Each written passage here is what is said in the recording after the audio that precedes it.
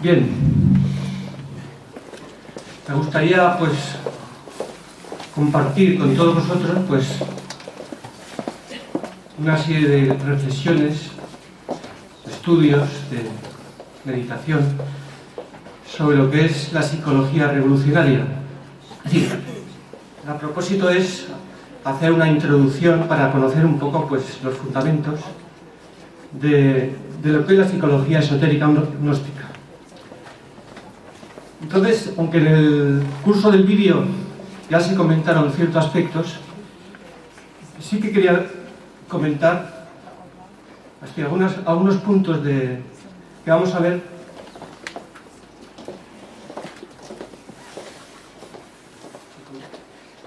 En primer lugar, como ya se ha visto, es muy diferente la psicología gnóstica a la psicología moderna, que actualmente se estudia o se conoce en las universidades y en los centros académicos de psicología. Podríamos decir que hay tres aspectos. Si queremos hablar de la psicología moderna actualmente, pues podríamos escribir libros y libros o hablar días y días.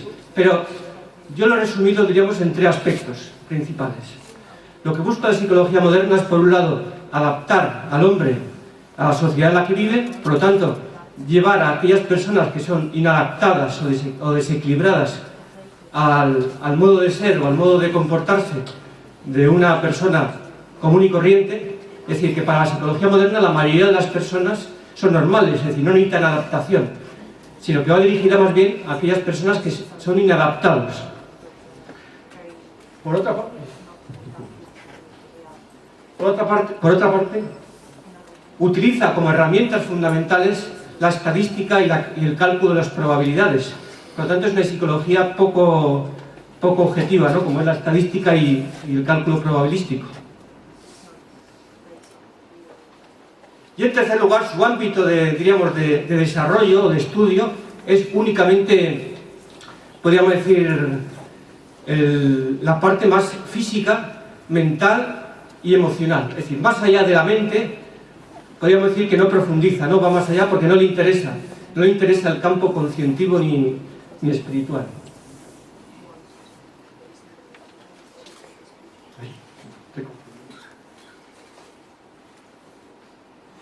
A diferencia de esta psicología, la psicología revolucionaria de la gnosis, la psicología esotérica, tiene sus raíces en las antiguas escuelas de misterios.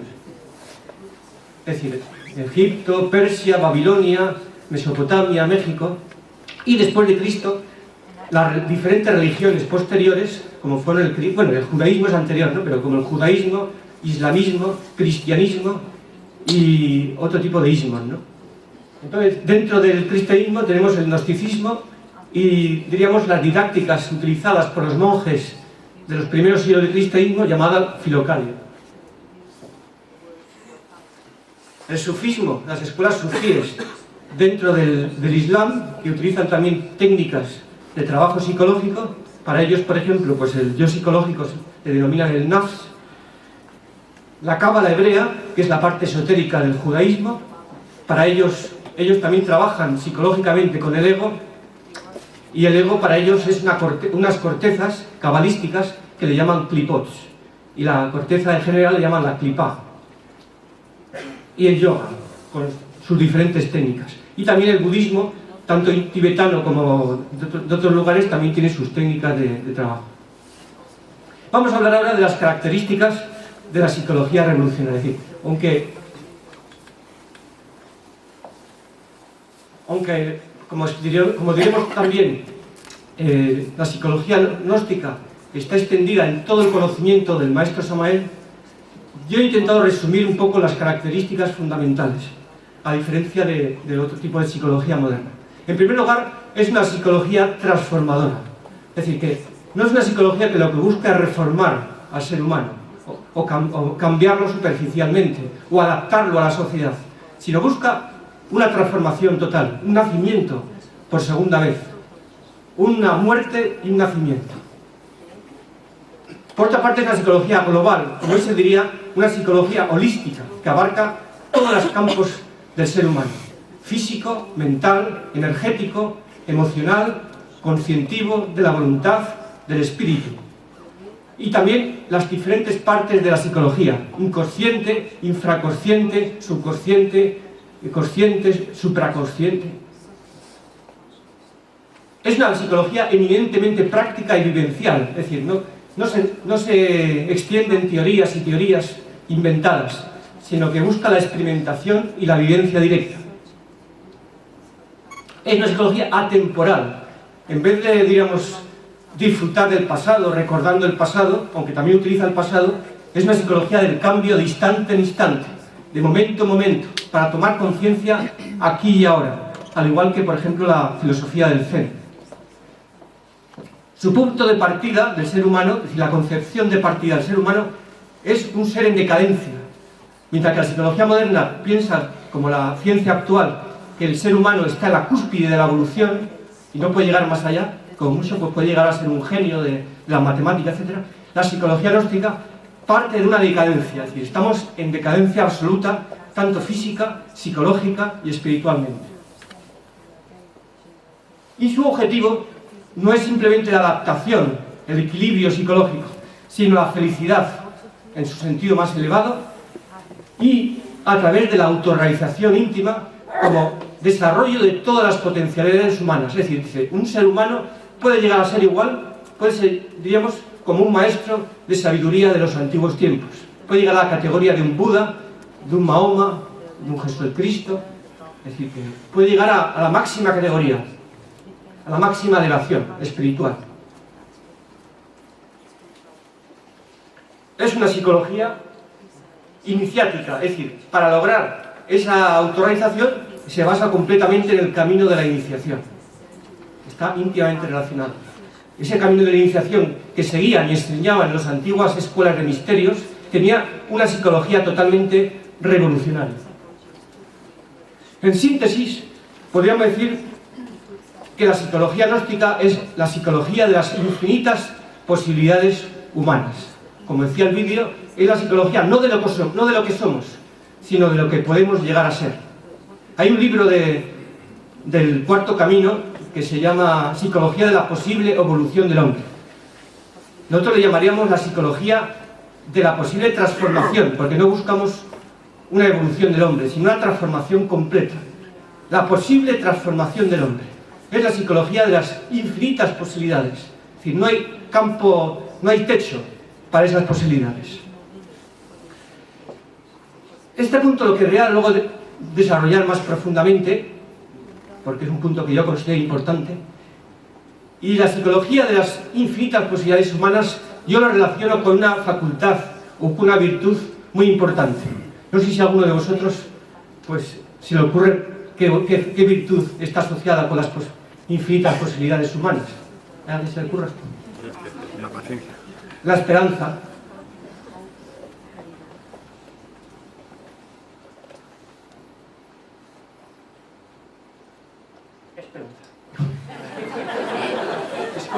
Disculpad los errores técnicos atribuidos a mi persona, no a la técnica.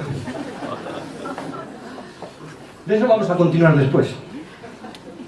Entonces, el punto de partida de la psicología gnóstica revolucionaria es creemos ser lo que no somos y queremos poseer lo que no poseemos. He puesto poseer, porque en algunos sitios pone tener, pero yo pienso que nosotros lo tenemos todo, pero no lo poseemos.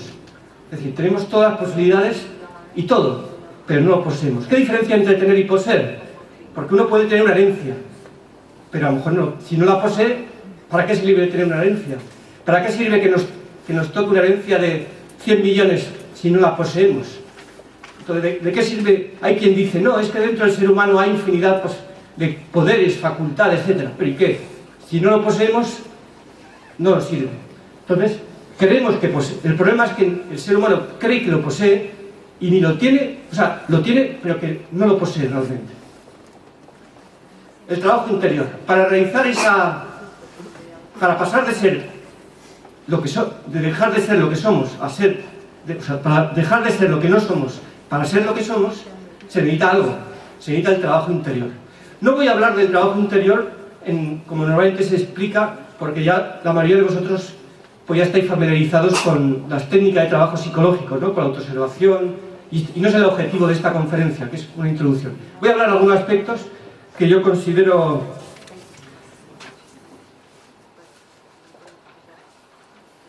y voy a empezar por las condiciones que considero, en mi humilde comprensión, importantes para empezar o para realizar correcta y lo más perfectamente posible ese trabajo psicológico. Primero lo voy a poner en general y luego voy a ir desarrollándolos uno por uno. Deseo cambiar. Bueno, eso ya lo he explicado en el vídeo. Lo primero que se necesita para cambiar es desear cambiar, pero el problema es que para la psicología revolucionaria no basta un pequeño deseo. Necesitamos un anhelo profundo, un deseo que vaya desde lo más profundo de nosotros hacia afuera, un deseo ardiente. Voy a poner una anécdota oriental, no sé si algunos la conoceréis, que un discípulo llevaba muchos años con un maestro y no conseguía nada. No conseguía nada de lo que el maestro le había prometido ni de lo que la escuela esa le había prometido. Y después de años, pues fue al maestro y le dijo: maestro, es que yo llevo muchos años trabajando, obedeciéndole todo lo que usted me dice, meditando muchas horas, y sin embargo no consigo resultados. Entonces el maestro y el discípulo estaban al lado de un río. Entonces el maestro le empujó al río y luego no le dejaba, y le hundía la cabeza en el agua. Cada vez que intentaba salir, le volvía otra vez a hundir la cabeza. Entonces cuando por fin le dejó salir, claro, el discípulo estaba muy enfadado. Le dijo: maestro, es que me quería usted asesinar. Dijo: ¿qué pensabas cuando estabas debajo del agua? Pues en respirar. ¿Qué querías? Respirar. Entonces le dijo: cuando lo único que desees sea la iluminación, entonces la tendrás. Es decir, esa es la clave fundamental, la clave principal. Si tuviéramos ese deseo, incluso no es que nos sobrara, sino que, aunque no tuviéramos apenas conocimiento espiritual ni esotérico, nos autorrealizaríamos muy rápidamente. Muchos maestros llegan a la autorrealización sin saber nada, sin saber ni leer ni escribir, con muy pocos conocimientos, pero con la fuerza incontenible del deseo, del anhelo interior, consiguieron llegar a la autorrealización. El deseo es el verdadero motor de impulsión. Después, paciencia. Ese deseo. Y ese deseo, en realidad, está relacionado con el anhelo interior profundo del alma, que tiene que surgir de lo más profundo de nosotros, y el amor también a los demás. Es decir, el ver cómo está la humanidad, cómo están nuestros hermanos, nuestros amigos, nuestros familiares de mal, de sufriendo, y uno desea, por amor, ayudarles a ellos a salir también de ese estado. Entonces, eso es lo que, la fuerza incontenible, ¿no?, que mueva a los maestros realmente a autorrealizarse. No solamente para ellos mismos, sino por la humanidad. Paciencia. El deseo intenso es bueno, es necesario, pero el problema es que sin paciencia, tarde o temprano, pues puede terminar en ansiedad, en tensión, en frustración. Si uno no va consiguiendo lo que quiere, pues se puede impacientar. Por eso uno tiene que comprender que la paciencia es realmente una virtud también imprescindible. La esperanza. Quiero detenerme un poco aquí, porque como he dicho antes, la esperanza para mí es digamos, la virtud principal no solamente no de la psicología gnóstica, sino de la gnosis en sí. ¿Por qué? Porque la gnosis en realidad es la esperanza de la humanidad. Si no existiera la gnosis, si no hubiera existido la gnosis en el pasado y si no existiera la gnosis en el futuro, no habría esperanza para la humanidad, realmente. ¿Por qué? Porque la gnosis es aquella posibilidad que nos da de llegar a ser más de lo que somos, es decir, de llegar a esa autorrealización, a esa felicidad y esa libertad.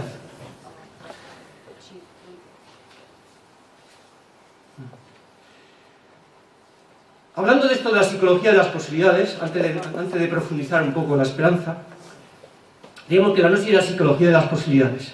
En la Biblia, Dios se aparece, Jehová, que es el nombre sagrado de 4 letras, Yod, He, Vav, He, se aparece a Moisés y le pregunta: ¿quién eres? Dice, entonces ha traducido incorrectamente como yo soy el que soy, pero la traducción correcta de esa frase es yo soy el que seré. Y ahí vemos las dos características principales del ser. Yo soy alude a las características inmutables de Dios, eternas, constantes. Dios tiene por una parte un elemento fijo, inmutable, y lo que seré es que el ser está siempre en continua expansión, en continua creación, creciendo, dando, transmitiendo. Pues así es el ser. Por eso lo que el ser es, lo que el ser supremo es, el ser humano también lo es en su esencia, en su ser interior. Es por un lado una parte fija que no muere, o sea que no cambia, que nunca ha cambiado y nunca cambiará, pero también está en constante expansión y crecimiento. Por eso la gnosis es la psicología de las posibilidades, de las infinitas posibilidades. El problema de las religiones y de las escuelas muchas veces es que intentan enlatar el conocimiento y la religión como en una lata, una lata, y decir, esto es la religión, estos son los credos que hay que creer, esto es la conducta que hay que seguir, y después de 2000 años se quiere seguir haciendo, practicando y haciendo todo exactamente igual.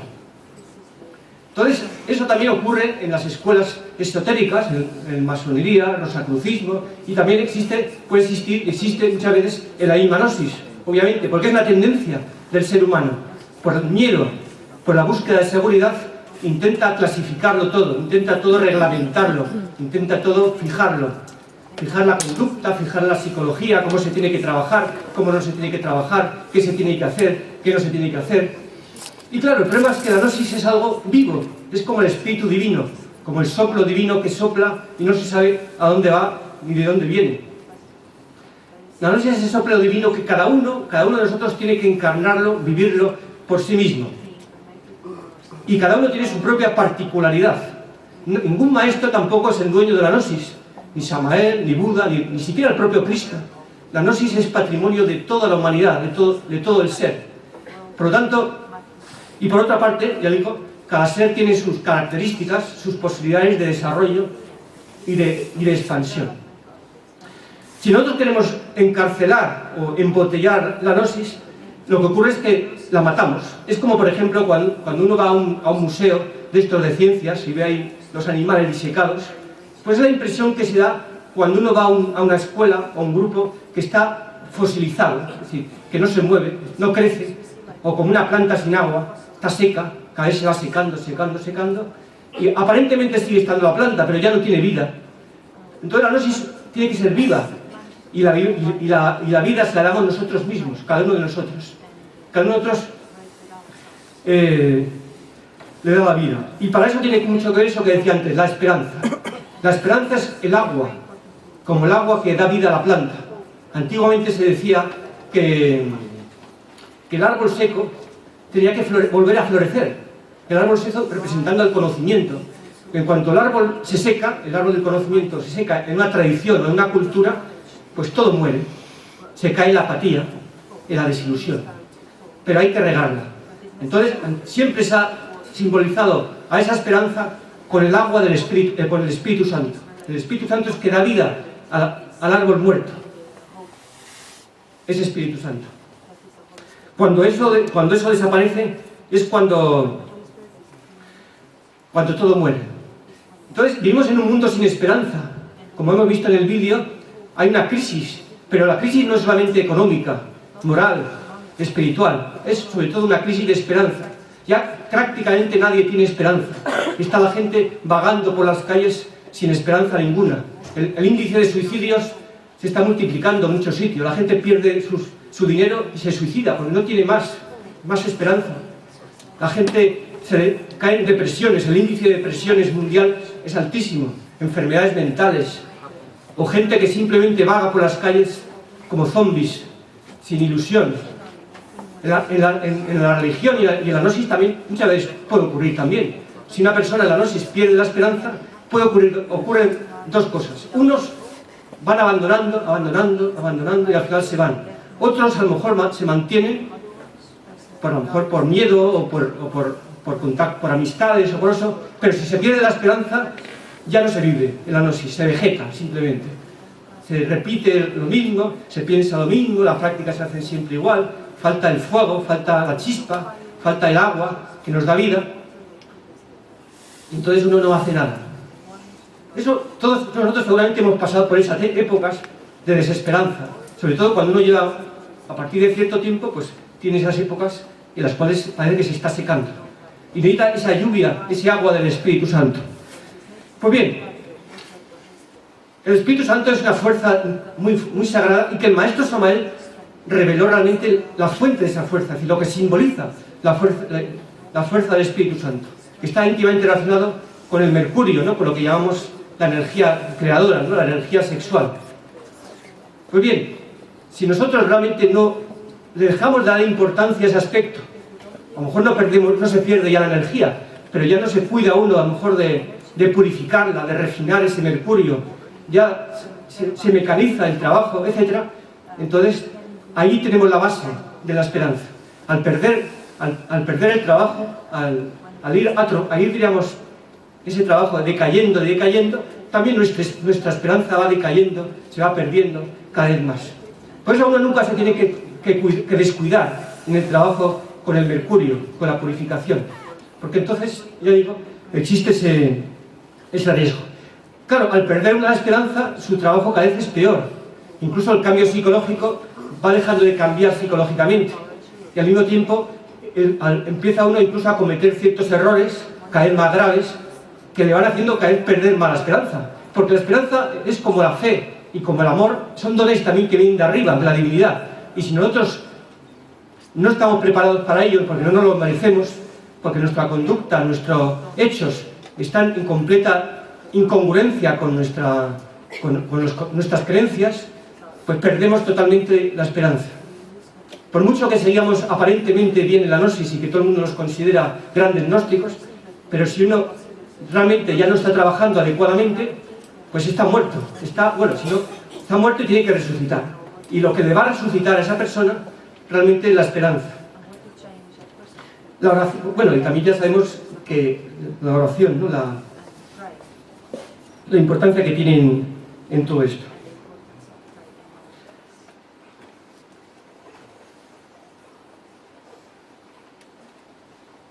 Y teniendo ya esperanza, puede venir el siguiente paso, que es la decisión. La decisión también es muy importante, pero si no hay deseo, paciencia y esperanza, la decisión no va a ser una decisión firme, no va a ser una decisión total. Lo mismo que el deseo debe ser total, el anhelo interior, la decisión también debe ser lo más total posible para conseguir resultados. Si su decisión es blanda, es débil, los resultados serán también débiles. Pero si su decisión es inquebrantable, pues los resultados también serán profundos y completos. Estoy recordando ahora de ese episodio cuando el maestro estaba antes de despertar del fuego, del Kundalini, y tuvo que hacer ese juramento, ¿no? Ese juramento, pues, que tenía que comprometerse a hacer todo, costara lo que costara, a llegar a despertar el Kundalini y a llegar a la unión con el íntimo. Ahí fue una decisión inquebrantable, es decir, en un momento se abrieron esos dos caminos, el sí o el no, y él decidió que sí.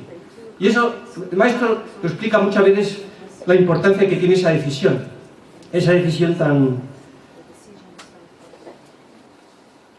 tan inquebrantable. Y eso tiene que surgir de nuestro corazón, lógicamente, de lo más profundo de nuestro corazón. Objetivos. ¿Cuál es el objetivo de la psicología gnóstica? Ha hablado del punto de partida, condiciones, objetivos. Aquí vamos a explicar un poco todos estos. Objetivo, lógicamente, es la felicidad, ¿no? Pero realmente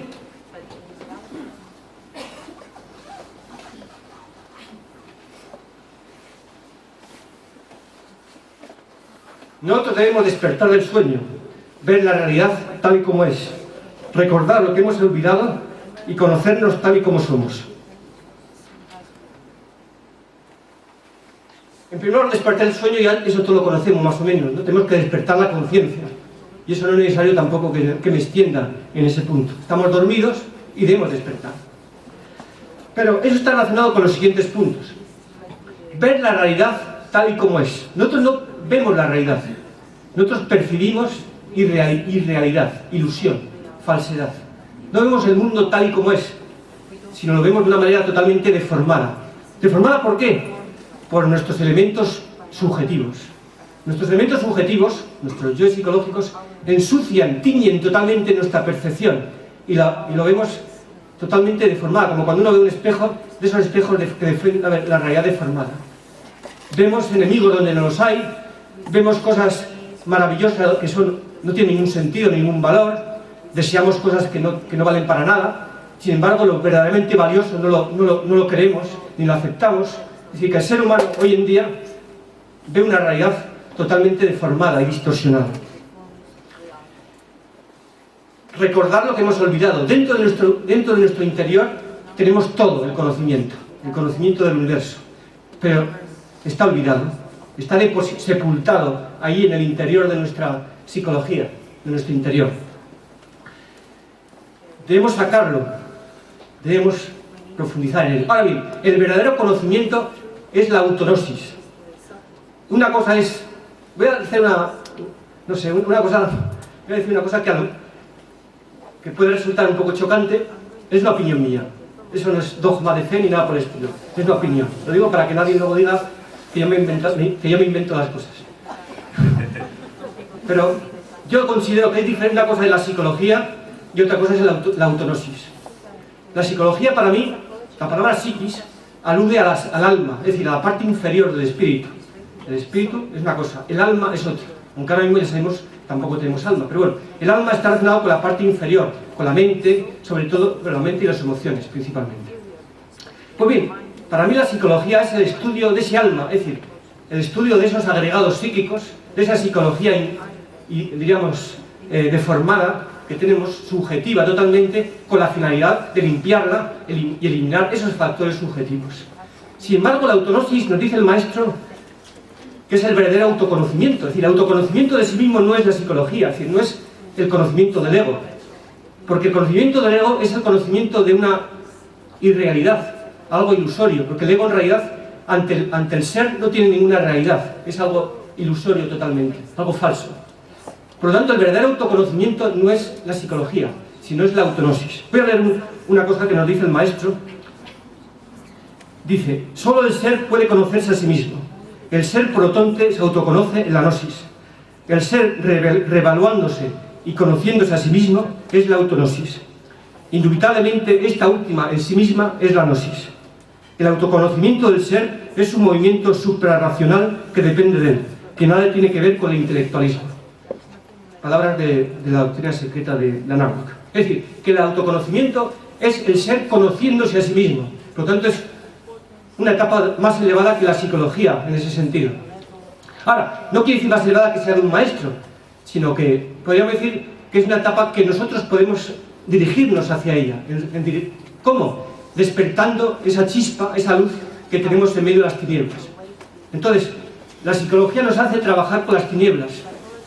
Pero si solamente nos fijamos en las tinieblas, pues nos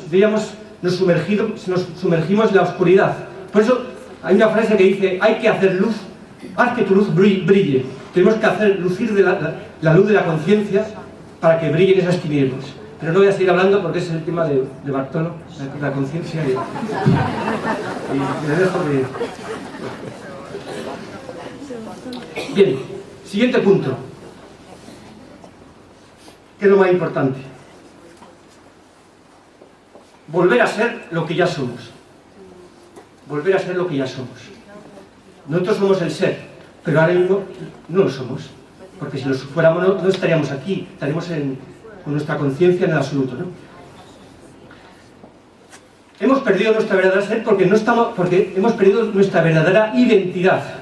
Nuestra identidad que tenemos ahora es con el ego. Estamos identificados con el ego y con las falsas ilusiones de la vida. Si a alguien le preguntamos, ¿quién eres?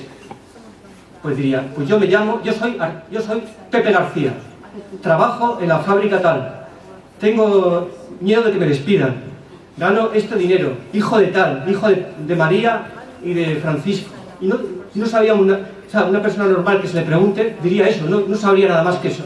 Que se llama Pepe, que es el hijo de tal, que trabaja en tal, que si profundizamos un poco más, a lo mejor nos dice, pues sí, tengo muchos miedos, soy de un complejo de inferioridad o de superioridad, pero nada más. Sin embargo, nuestra verdadera realidad es la del ser. El reconocimiento de quiénes somos es la meta de la gnosis, pero no solamente de manera intelectual, sino de manera total. Es decir, hacerse conscientes, eso es el verdadero recuerdo del ser. Y la identificación del ser es recordar al ser, que somos. Es decir, identificarnos con ese ser verdadero que somos en la vida diaria. Es decir, saber que no somos esos yoes psicológicos, que no somos iracundos verdaderamente, ni perezosos, ni envidiosos, que en realidad nuestra verdadera realidad es el ser, absoluto, eterno, inmutable. Entonces, por eso dice el maestro que cuando uno se identifica con el ser, cuando uno recuerda al ser, es como si se produjera una explosión, un despertar, un choque consciente, que le despierta. Esto es similar, bueno, una vez identificado con el ser, es decir, una vez descubierto que es el ser, el siguiente paso es cumplir nuestra tarea como ser. Voy a poner otro ejemplo también. Eso es lo semejante pues a un hombre, a una persona, al hijo de un rey, vamos a poner el caso, un príncipe, que cuando tenía a lo mejor 10 años, le secuestran y le llevan a una casa totalmente alejada de su palacio y le crían pues una familia de malhechores. Y nada, le educan ahí, vive de 11 años, 12 años, 15 años, 20 años y se pasa con esa familia mendigando, robando, haciendo todo ese tipo. Hasta que un día esa persona descubre que su padre es rey. ¿Qué tendría que hacer esa persona? Pues primero, lógicamente, a creérselo, tomar conciencia de eso, porque claro, si se lo dice pero no lo acepta, primero tomar conciencia completamente de que él no es ese hijo de mendigos, que él realmente, su padre es rey. Y luego, ¿qué tendría que hacer? Pues obviamente ir al palacio y allí le recibirían realmente con las puertas abiertas, como en la parábola del hijo pródigo, le abrirá las puertas. Y entonces después podría cumplir su tarea, su misión como ser. Ahora mismo no estamos cumpliendo nuestra misión como ser porque no sabemos ni quiénes somos, ni de dónde venimos, ni hacia dónde vamos. Porque estamos identificados únicamente con una personalidad ilusoria, con el ego. Pero si uno despertara, si uno realmente recordara verdaderamente a su ser interior y se hiciera consciente de quién es en realidad, entonces ya dejaría todas las tonterías y se iría a cumplir lo que tiene que hacer, su misión, su vocación. Hay 3 anhelos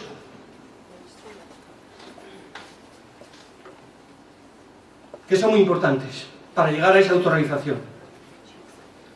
El anhelo de ser totalmente libres de aquello que nos esclaviza interiormente y nos hace sufrir. El anhelo de unirnos a nuestro ser, de llegar a nuestro ser. Y el anhelo también de llevar a todos los seres humanos a esa autorrealización, a esa felicidad. Entonces, si una persona tuviera esos 3 anhelos con todo su corazón y con toda su alma, pues podría lograrlo con más efectividad. Y podría lograr, pues lo más importante, que es la libertad absoluta.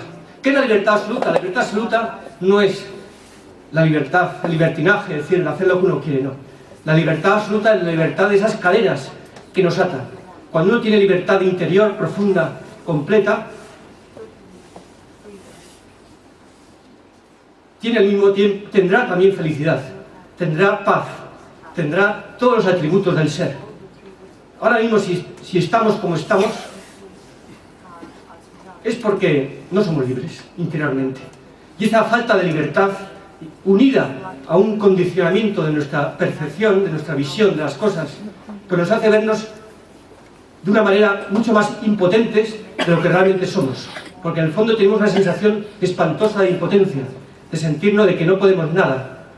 Y ahí es donde nos puede ayudar la esperanza. La esperanza realmente, la esperanza de nuestras posibilidades, de que cualquiera de nosotros, estemos como estemos, aunque estemos fatal, aunque seamos viejos, jóvenes, la edad que tengamos, tenemos todas las posibilidades de llegar a esa autorrealización.